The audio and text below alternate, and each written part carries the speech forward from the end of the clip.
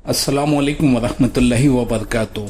हज करने की नियत से बैतुल्लाह का पैदल सफर करना, ये है आज का मौजू।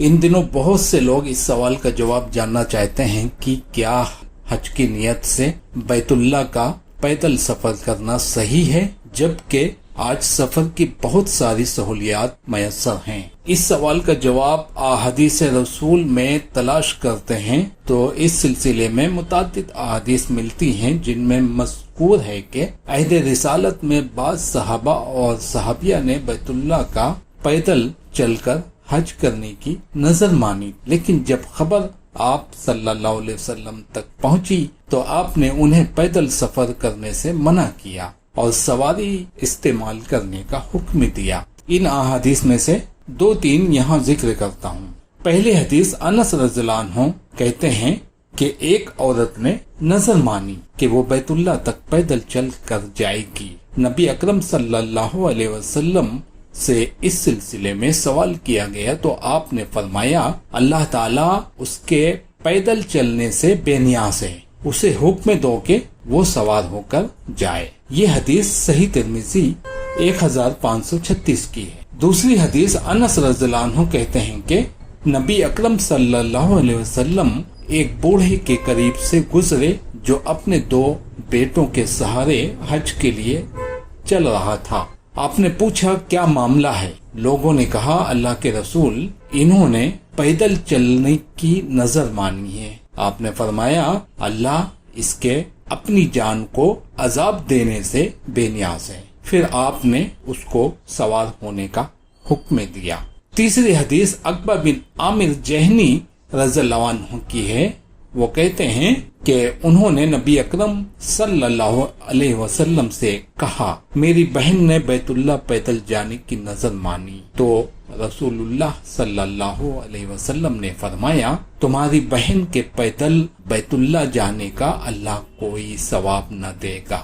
मज़कूरा बाला मसला को समझने के लिए ये 3 अहादीस ही काफी हैं। इन अहादीस की रोशनी में हमें सबसे पहली और अहम तरीन बात ये मालूम होती है कि सवारी और सहूलत होते हुए किसी को दूर दराज मकामात से बैतुल्लाह का पैदल सफर नहीं करना चाहिए। अगर कोई ऐसा करता है तो वो रसूल अकरम सल्लल्लाहु अलैहि वसल्लम के हुक्म की खिलाफ वर्जी करता है। दूसरी बात यह है कि जो लोग ये समझते हैं कि बैतुल्लाह का पैदल सफर करना इबादत है और उस पर ज्यादा अजर मिलता है, तो उन्हें मालूम होना चाहिए कि ये ख्याल गलत है और अल्लाह ताला इस अमल से बेनियाज है। तीसरी बात यह है कि सवारी होते हुए बैतुल्लाह का पैदल सफर करना जिस्म को तकलीफ और मुशक्कत में डालना है, जिससे इस्लाम ने हमें मना किया है और अल्लाह ऐसे तकलीफ वाले अमल से बेनियाज है। चौथी बात यह है कि बैतुल्लाह का मुशक्कत भरा पैदल सफर खुसूसन इस जमाने में इंसान इसलिए करता है कि उसे हज का ज्यादा सवाब मिले। बाज शोहरत के लिए भी करते हैं, जबकि हमें रसूलुल्लाह सल्लल्लाहु अलैहि वसल्लम ने खबर दे दी है कि ऐसा करने में कोई सवाब नहीं मिलेगा। मकसद अगर शोहरत हो तो फिर हज वबाले जान है। जो अल्लाह और उसके रसूल से मोहब्बत करता है और अपने हज को हज मबरूर बनाना चाहता है, वो आप सल्लल्लाहु अलैहि वसल्लम की तरह हज का फरीजा अंजाम देगा। बल्कि आपने हमें हुक्म भी दिया है कि तुम मुझसे हज का तरीका सीखो। चुनाचा हजरत जाबिर रज़ियल्लाहु अन्हु बयान करते हैं कि मैंने नबी अकरम सल्लल्लाहु अलैहि वसल्लम को देखा, आप कुर्बानी के दिन अपनी सवारी पर सवार होकर कंकरियां मार रहे थे और फरमा रहे थे, तुम्हें चाहिए कि तुम अपने हज के तरीके सीख लो। मैं नहीं जानता, शायद इस हज के बाद मैं दोबारा हज ना कर सकूं। रसूल अकरम सल्लल्लाहु अलैहि वसल्लम ने मदीना से मक्का सफर भी सवारी पर किया था, बल्कि आपने हज की अदायगी भी सवारी पर ही की थी, जैसा कि मज़कूरा बाला हदीस में भी जिक्र है। यहाँ ये बात भी समझ लें कि इबादत का मकसद हरगिज इंसानी बदन को तकलीफ पहुँचाना नहीं है। हाँ, عبادت میں تکلیف اٹھانا یعنی تکلیف ہو رہی ہے، مشقت ہو رہی ہے، اور حج مشقت والا کام ہے، مشقت والی عبادت ہے، تو اس میں تو ثواب ملے گا، جیسا کہ امام بخاری نے باب باندھا ہے، جس حج میں زیادہ تکلیف ہو اس میں زیادہ ثواب ہے۔ نہ یہ کہ اپنے آپ کو تکلیف پہنچانے میں زیادہ ثواب ہے، نہیں، اپنے آپ کو تکلیف پہنچانے میں ثواب نہیں ہے، یہ دو الگ الگ باتیں ہیں۔ مشقت اٹھانا اور اپنے آپ کو سہولت ہوتے ہوئے مشقت میں ڈال دینا اور ہلاکت میں ڈال دینا، یہ دو الگ الگ باتیں ہیں۔ چاہے نماز ہو، روزہ ہو یا حج، ہاں اگر عبادات کی انجام دہی میں مشقت برداشت کرنی پڑتی ہے، جیسے طواف کرتے ہوئے، صحیح کرتے ہوئے، تو انسان کو اس تکلیف پر اجر ملے گا، لیکن اگر کوئی خود سے تکلیف مول لے لے تو اس پر اجر نہیں ہے۔ اس بات کو سمجھنے کے لیے یہ حدیث بھی ملاحظہ فرمائیں، جس میں ہے کہ ایک شخص دھوپ میں کھڑا ہونے کی نظر مانتا ہے۔ عبداللہ بن عباس رضی اللہ عنہما کہتے ہیں کہ نبی اکرم صلی اللہ علیہ وسلم خطبہ دے رہے تھے کہ اسی دوران آپ کی نظر ایک ایسے شخص پر پڑی جو دھوپ میں کھڑا تھا۔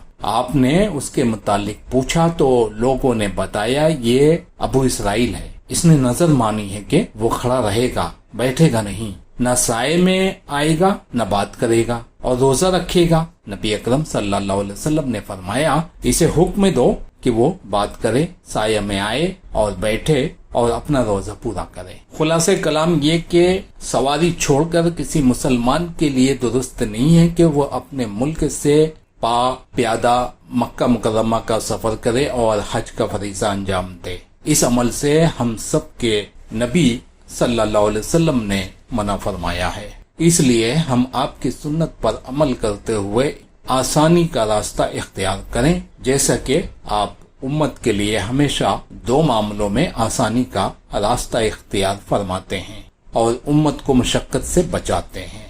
ابن ماجہ کی ایک حدیث سے غلط فہمی نہ پیدا ہو کے رسول اللہ صلی اللہ علیہ وسلم اور اصحاب رسول نے مدینہ سے مکہ کا پیدل سفر کیا، دراصل یہ حدیث ضعیف ہے۔ ابو سعید خدری رضی اللہ عنہ کہتے ہیں کہ نبی اکرم صلی اللہ علیہ وسلم اور آپ کے صحابہ نے مدینہ سے مکہ پیدل چل کر حج کیا، اور آپ صلی اللہ علیہ وسلم نے فرمایا اپنے تیبند اپنی کمر میں باندھ لو، اور آپ ایسی چال چلے جس میں دوڑ ملی ہوئی تھی۔ یہ حدیث ضعیف ہے، ضعیف ابن ماجہ حدیث نمبر 610۔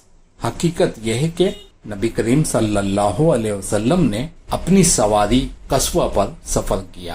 ہاں بعض صحابہ سواری نہ ہونے کی وجہ سے پیدل بھی حج میں شریک تھے۔ یہی مفہوم سورہ حج کی 27ویں آیت کا ہے کہ جس کے پاس سواری ہوگی وہ سوار ہو کر آئیں گے، اور جس کے پاس سواری نہیں ہوگی وہ پاپیادہ آئیں گے، جبکہ آج سواری کا مسئلہ نہیں ہے، اس لیے جان جوخم میں ڈالنے کی بجائے سہولت کا راستہ اختیار کیا جائے۔ اوپر والی جو حدیث بیان ہوئی تھی عبداللہ بن عباس والی، یہ صحیح ابی داؤد حدیث نمبر 3300 میں۔ اس سے اوپر والی حدیث جو جابر رضی اللہ عنہ والی ہے وہ صحیح مسلم حدیث نمبر 1297 میں ہے۔ اس سے پہلے والی حدیث ابی داؤد کی ہے 3304، اور صحیح ترمذی کی حدیث جو پہلے بیان کیا تھا 1537 اور 1536، یہ تو میں ذکر کر چکا ہوں۔